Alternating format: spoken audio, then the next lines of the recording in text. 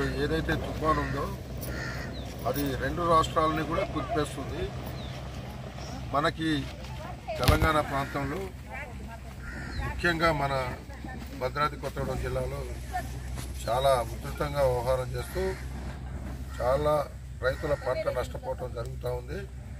ఇప్పుడే మాజీ జెడ్పీ సభ్యులు సర్వశెట్టి ముత్తయ్య గారు, నందానాయక్ గారు, అలాగే ఇక్కడ సొసైటీ డైరెక్టర్లు రమణ గారు, పాపారావు గారు, అలాగే ఇతర రైతు సోదరులందరూ కూడా ఇక్కడికి వచ్చారు.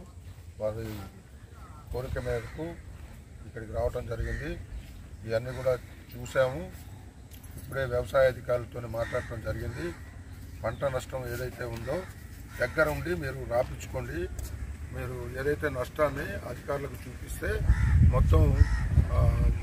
మొత్తం లిస్ట్ అవుట్ చేసేసి కలెక్టర్ గారికి మేము సబ్మిట్ చేయడం జరుగుతుంది. కలెక్టర్ గారి దగ్గర నుంచి ఇప్పుడు ఏదైతే కొత్త ప్రభుత్వం వస్తుందో కొత్త ప్రభుత్వం ద్వారా మనకు నష్టపరిహారం అందేలా మేమందరం కూడా కృషి చేస్తాము.